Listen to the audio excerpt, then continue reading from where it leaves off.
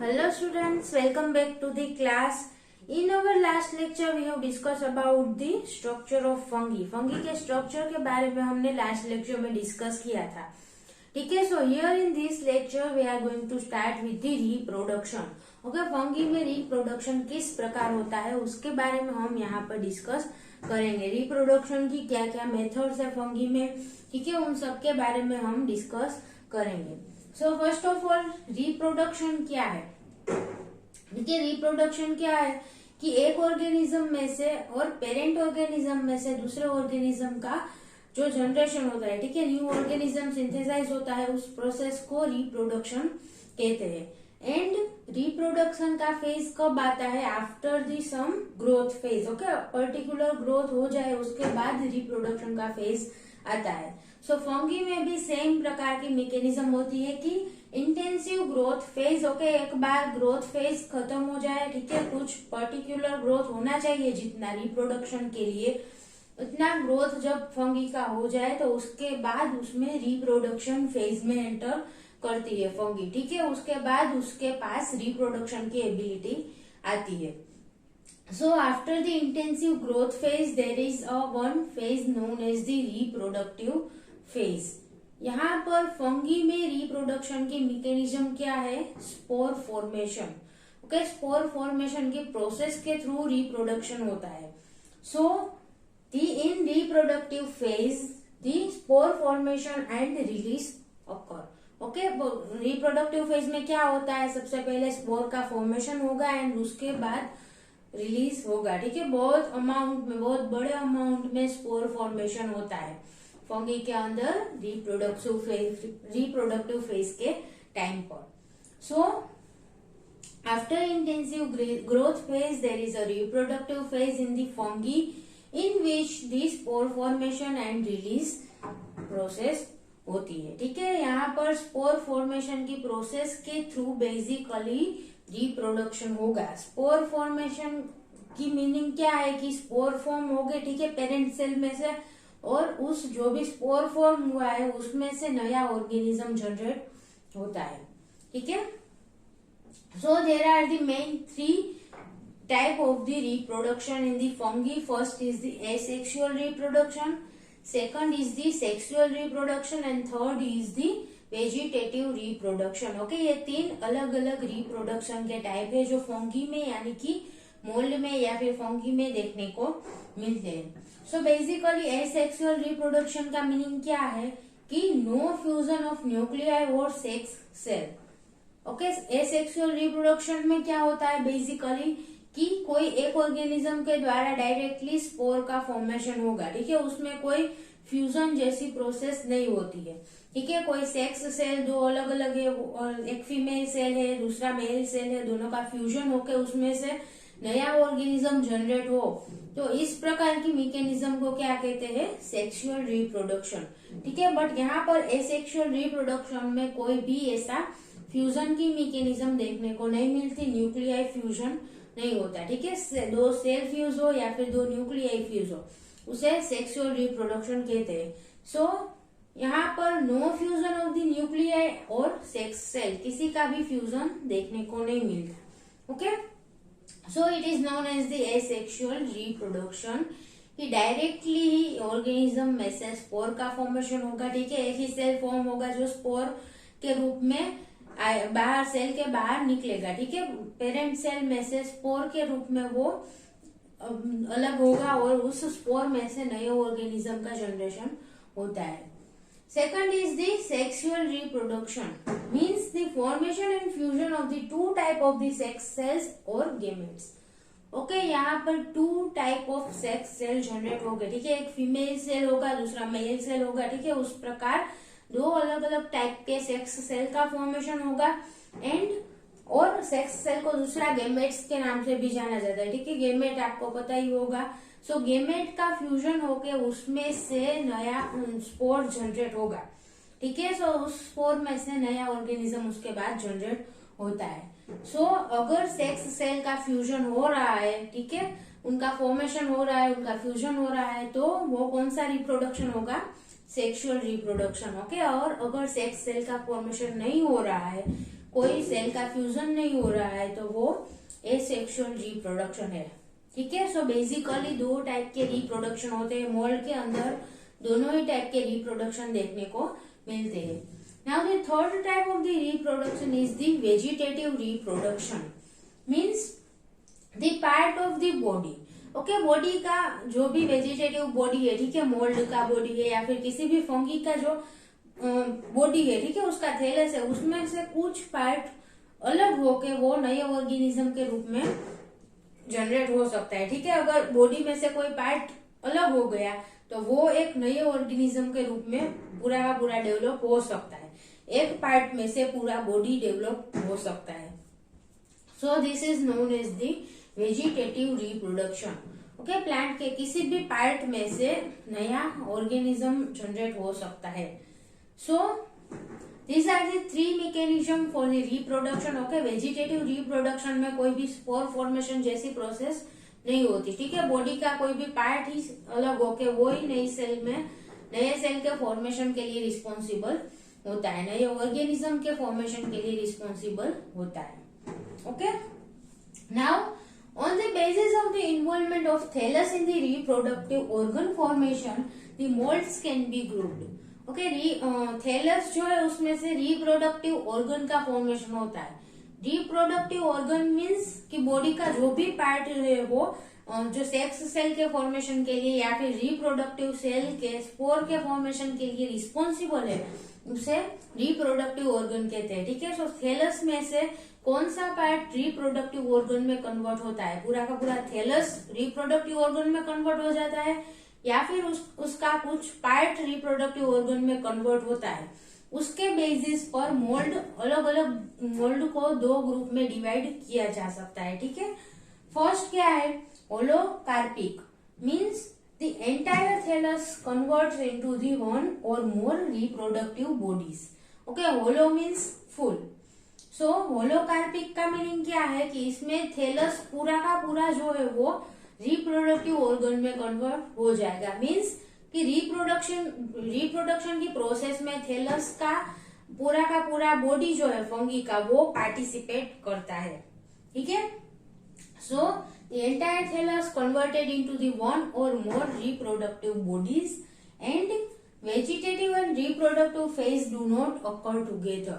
यहाँ पर दूसरे कोई भी प्रोसेसेस एक साथ नहीं हो सकती। ठीक है, क्योंकि होलोकार्पिक में पूरा का पूरा बॉडी रिप्रोडक्टिव ऑर्गन में कन्वर्ट हो चुका है। रिप्रोडक्शन में उन सब का फंक्शन है। ठीक है, वो सब रिप्रोडक्शन के लिए पार्टिसिपेट कर रहे हैं। सो दूसरी कोई भी प्रोसेसेस में वो पार्टिसिपेट नहीं कर सकते सेम टाइम पर। सो वेजिटेटिव एंड रिप्रोडक्टिव दोनों ही टाइप की मैकेनिज्म एक साथ नहीं हो सकती फंगी के अंदर। ठीक है, अगर रिप्रोडक्शन की प्रोसेस शुरू है तो सिर्फ रिप्रोडक्शन ही होगा। ठीक है, वेजिटेटिव यानी कि बाकी की जो सेल की नॉर्मल प्रोसेसेस है वो उस टाइम पर स्टॉप हो जाती है। ठीक है, सेल का दूसरा जो फंक्शन है बॉडी का वो वहां पर स्टॉप हो जाएगा। The second type is the eucarpic, means only part of the thallus will converted into the reproductive organ। Okay, thallus का कुछ पार्ट ही रिप्रोडक्शन के प्रोसेस में पार्टिसिपेट करेगा। So the remaining part will function the normally. उसका जो भी body के लिए नॉर्मल फंक्शन होगा। ठीक है, थैलस का जो भी बाकी का पार्ट बचा है उसका जो भी नॉर्मल फंक्शन है वो सेम फंक्शन शुरू रहेगा। ठीक है, so this is the second type of the mold. Okay, that are the eucarpic. Okay, eucarpic में रिप्रोडक्टिव ऑर्गन में बॉडी का कुछ ही पार्ट कन्वर्ट होगा। सो बाकी का जो थैलस का पार्ट है वो वहां पर बाकी के उसके जो नॉर्मल फंक्शन है वो कर सकता है। ठीक है, एज कम्पेयर टू दी होलोकार्पिक जिसमें थैलस पूरा का पूरा जो है वो रिप्रोडक्टिव ऑर्गन में कन्वर्ट हो जाता है। सो बाकी की कोई भी बॉडी प्रोसेसेस भी नहीं होगी सेम टाइम पर। ठीक है, so this is all about the two type of the molds that can be differentiated by the thallus. Okay, thallus कितना रिप्रोडक्टिव ऑर्गन में कन्वर्ट हुआ है उसके बेसिस पर ये दो टाइप है। Clear? Now we will discuss about the all this three type of the reproduction in detail. Okay, सबसे पहले हम एसेक्सुअल रिप्रोडक्शन के बारे में डिस्कस करेंगे। नाउ एसेक्सुअल रिप्रोडक्शन, ठीक है, सबसे पहले हम उसके बारे में डिस्कस करेंगे। So mechanism is the spore formation. Okay, basically spore formation की मैकेनिज्म कही जाती है, ठीक है। एसेक्सुअल रिप्रोडक्शन में कौन सी मैकेनिज्म यूज होती है रिप्रोडक्शन की, तो वो कौन सी है, spore formation. Okay, spore formation की मैकेनिज्म के थ्रू रिप्रोडक्शन होता है। So different from the bacterial spores. Okay, आपने बैक्टीरिया में भी कहीं पर स्पोर नाम सुना होगा कि बैक्टीरिया में भी स्पोर फॉर्मेशन होता है, बट यहाँ पर जो स्पोर है फंगी के, वो बैक्टीरियल स्पोर से अलग है, ठीक है। डिफरेंस कहाँ पर आएगा कि bacterial spores have no reproductive function. Okay, bacterial spore में जो फंक्शन है उसका वो रिप्रोडक्शन में नहीं है, ठीक है। बैक्टीरियल स्पोर रिप्रोडक्टिव फंक्शन में पार्टिसिपेट नहीं करते, but here the fungal spores are the main component.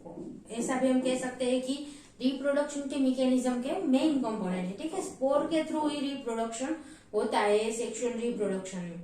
So they are different from the bacterial spores. Now the spore are the similar to the seed. Okay, अगर हम कहें तो spore को seed के साथ कंपेयर कर सकते हैं कि दोनों एक दूसरे के साथ सिमिलर है। जैसे प्लांट में सीड का फंक्शन होता है, उसी प्रकार फंगी में जो है वो स्पोर फंक्शन करते हैं, ठीक है। So the propagated by the parent plant और पेरेंट सेल, ठीक है। सीड किसके द्वारा सिंथेसिस होता है, सीड का पेरेंट प्लांट के द्वारा। ओके, सो यहाँ पर फंगी में भी स्पोर का फॉर्मेशन किसके द्वारा होगा, पेरेंट फंगी के द्वारा। Okay, so they are propagated by the parent plant and capable of developing into a new individual. Okay, seed parent cell के द्वारा सिंथेसाइज होता है और सीड में से नए इंडिविजुअल को जनरेट करने की कैपेसिटी भी सीड में होती है। सो उसी प्रकार यहाँ पर जो स्पोर फॉर्म हुए हैं उस स्पोर में भी कैपेसिटी है, एबिलिटी है कि वो नए इंडिविजुअल में कन्वर्ट हो सके, ठीक है, नए इंडिविजुअल को ग्रो कर सके। So they are similar to the seeds. Okay, ऐसा भी हम कह सकते हैं कि स्पोर सीड के साथ सिमिलर है और इजीली अंडरस्टैंड करने के लिए सीड को एज ए एग्जाम्पल हम यूज कर सकते हैं। Okay, now the methods of the asexual reproduction. Okay, asexual reproduction के लिए बहुत सारी मेथड्स है, सो उसके बारे में हम यहाँ पर डिस्कस करेंगे कि कौन कौन सी मेथड के थ्रू एसेक्सुअल रिप्रोडक्शन होता है। So first of all in this lecture we will discuss about these 3 methods. Okay, बहुत सारी मेथड्स आगे भी है जो हम नेक्स्ट लेक्चर में डिस्कस करेंगे, बट यहाँ पर ये 3 जो कॉमन मैकेनिज्म है जिसके बारे में आपने बहुत बार सुना भी होगा, ठीक है। सो ये 3 बेसिक मेथड के बारे में हम यहाँ पर डिस्कस करने वाले हैं, ठीक है। So first is the fragmentation. Okay, fragmentation नाम से ही पता चलता है कि फ्रेगमेंट का मीनिंग क्या है, टुकड़ा। ओके, अगर हम किसी को काट दे तो उसमें से क्या हो जाएगा, अलग अलग फ्रेगमेंट हो जाते हैं, ठीक है। अगर ग्लास हमारे हाथ से गिर जाए तो उसके भी फ्रेगमेंट हो जाते हैं। सो हियर फ्रेगमेंटेशन में क्या है, the mycelium breaks into the 2 और मोर। ओके, माइसेलियम यानी कि फंगी का जो पूरा का पूरा स्ट्रक्चर है वो ब्रेक हो जाता है, वो 2 पार्ट में ब्रेक हो जाएगा या फिर उससे ज्यादा, ठीक है। बहुत सारे पार्ट में फ्रेगमेंट में, बहुत सारे फ्रेगमेंट में वो ब्रेक हो जाएगा। So this can occur accidentally or due to the some external force. Okay, ये ब्रेकेज की मैकेनिज्म, ब्रेकेज की प्रोसेस है वो एक्सीडेंटली हो सकता है, ठीक है। अगर फंगी कहाँ पर किसी के साथ उसका फ्रिक्शन हुआ या फिर ऊपर से कोई एक्सटर्नल फोर्स लगता है तो उसकी वजह से फंगी में फ्रेगमेंटेशन होता है, ठीक है। सो जो फंगी का माइसेलियम है उसका थैलस, उसका स्ट्रक्चर जो है वो अलग अलग फ्रेगमेंट में ब्रेक हो गया, तो वो जो भी फ्रेगमेंट का फॉर्मेशन हुआ है, अगर 2 फ्रेगमेंट बने हैं तो वो दोनों इंडिविजुअल एक एक ऑर्गेनिज्म के रूप में ग्रो होने लगेंगे, ठीक है। सो फ्रेगमेंट में से पूरा का पूरा माइसेलियम स्ट्रक्चर जो है वो जनरेट होगा। सो it is the fragmentation. Okay, कि जो भी फ्रेगमेंट जनरेट होते हैं उसमें से नया ऑर्गेनिज्म, वो एक एक फ्रेगमेंट नए ऑर्गेनिज्म के रूप में डेवलप होगी। Okay, so basically mycelium structure जो है वो फ्रेगमेंट में कट हो जाएगा और उसमें से नए ऑर्गेनिज्म के रूप में एक एक फ्रेगमेंट इंडिविजुअल ऑर्गेनिज्म के रूप में ग्रो होंगे। सो this is the fragmentation method की जिसके द्वारा एसेक्सुअल रिप्रोडक्शन होता है। यहाँ पर कहीं पर भी जो है वो सेक्स सेल के फॉर्मेशन की बात नहीं हुई, ठीक है। गेमेट का फॉर्मेशन ऐसा कुछ नहीं होता, सिर्फ जो ये फॉर एग्जाम्पल ये एक फंगी का स्ट्रक्चर है, ठीक है। फॉर एग्जाम्पल मैंने यहाँ ड्रॉ किया है, ऐसी फंगी नहीं होती जनरली। सो यहाँ पर एक फंगी का स्ट्रक्चर है, इसका माइसेलियम स्ट्रक्चर है। सो इसमें फ्रेगमेंटेशन हो जाएगा, ठीक है। इसके अलग अलग फ्रेगमेंट में ये कट हो जाता है। सो ये जो 3 फ्रेगमेंट में कट हुआ, ठीक है, हमने यहाँ पर 3 फ्रेगमेंट किए हैं।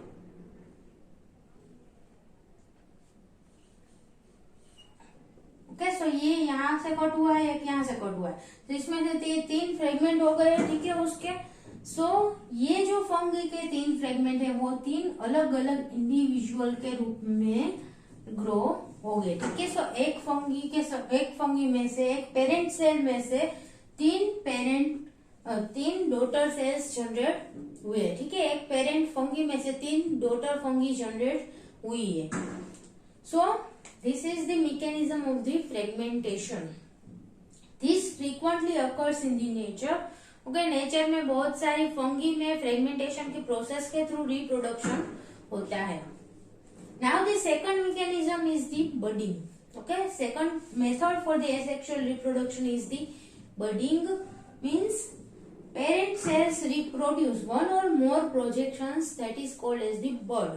ओके, पेरेंट सेल में बर्ड का फॉर्मेशन होता है। प्रोजेक्शन मीन्स कि वहां पर ऐसे फॉर एग्जाम्पल ये पेरेंट सेल है, ठीक है, ये एक ईस्ट सेल है for example. So bud formation का मीनिंग क्या है कि यहाँ पर ऐसा प्रोजेक्शन होगा, ठीक है। सेल में से सेल की बाहर की साइड एक जो है वो राउंड जैसा, ठीक है, एक मास जैसा फॉर्म होगा। It is known as the bud. Okay, एक बर्ड फॉर्म हो सकता है या फिर ज्यादा बर्ड भी फॉर्म हो सकते हैं at a time. Okay, so parent cell produce one or more projections known as the bud and then nucleus divides and one migrate into the bud. Okay, सबसे पहले यहाँ पर ये प्रोजेक्शन का फॉर्मेशन हुआ। नाउ सेकंड प्रोसेस में क्या होगा, न्यूक्लियस का डिवीजन। ओके, न्यूक्लियस डिवाइड होके एक में से 2 न्यूक्लियस का जनरेशन होगा। सो यहाँ पर ये जो न्यूक्लियस है उसका डिवीजन होकर 2 न्यूक्लियस फॉर्म हुए, ठीक है। सो एक न्यूक्लियस कहाँ पर जाएगा, बर्ड में। Okay, 1 nucleus will migrate into the bud. So आगे क्या होगा, ये पेरेंट सेल है, ये बर्ड है, ठीक है, इसमें एक न्यूक्लियस रहेगा, एक यहाँ पर रहेगा पेरेंट सेल में। ओके, नाउ अभी तक ये बर्ड जो है वो पेरेंट सेल के साथ अटैच्ड है, ठीक है, अटैच्ड ही है यहाँ पर। Now it will increase in the size. Okay, धीरे धीरे बर्ड की साइज इंक्रीज होती जाएगी, ठीक है। यहाँ पर स्मॉल थी, इससे थोड़ी बड़ी साइज है, उससे भी बड़ी साइज का बर्ड फॉर्म होगा।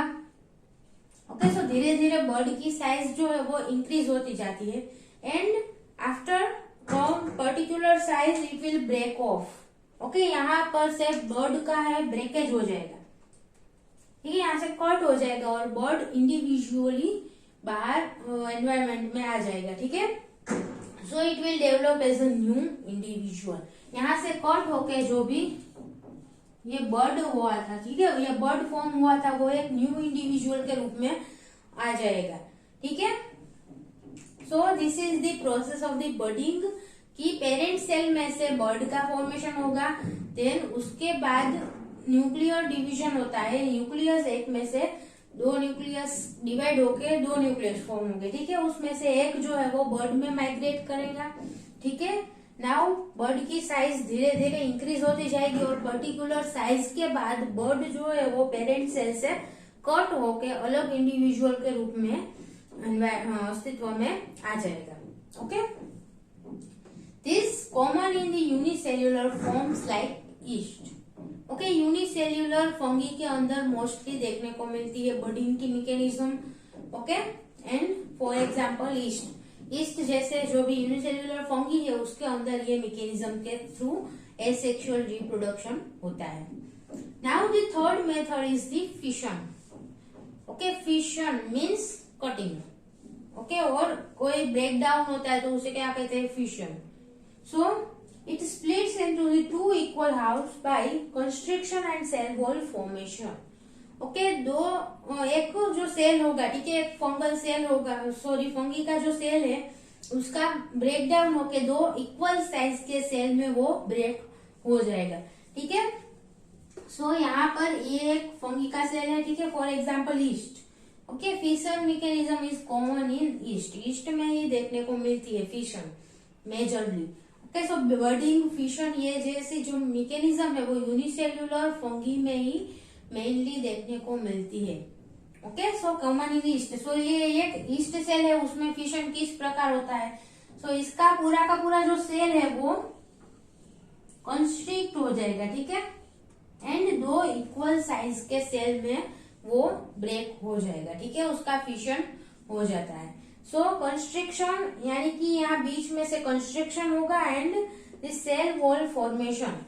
ओके, धीमे धीमे यहाँ पर सेल वॉल फॉर्मेशन होगा and now it will be converted into the two cells, दो अलग अलग सेल के रूप में, दो अलग अलग इंडिविजुअल के रूप में वो अस्तित्व में आ जाएगा। सो बेसिकली एक सेल जो है, ठीक है, एक फंगल सेल है, उसका ब्रेक डाउन होकर उसमें से दो सेल का फॉर्मेशन हो जाएगा। Clear? So this is the mechanism of the fission. Fission में एक सेल में से दो सेल का ही फॉर्मेशन होता है एंड फ्रेगमेंटेशन में क्या होता है कि पूरा का पूरा जो माइसेलियम स्ट्रक्चर है वो अलग अलग फ्रेगमेंट में ब्रेक हो जाएगा, ठीक है, दो फ्रेगमेंट में भी ब्रेक हो सकता है या फिर 4, 6, 3, ओके, कोई भी कितने भी नंबर के फ्रेगमेंट में ये कट हो सकता है। So it is fragmentation and fission का मीनिंग क्या है कि एक सेल है वो दो इक्वल पार्ट में ब्रेक हो जाएगा। Okay, so these are the three basic mechanism or three basic method for the asexual reproduction. Okay, आगे ऐसी बहुत सारी मेथड्स है जिसके बारे में हम नेक्स्ट लेक्चर में डिस्कस करेंगे। क्लियर? सो ये तीन समझ में आई। So thank you so much students for watching this video and if you have any doubt then please ask in the comment box. Thank you.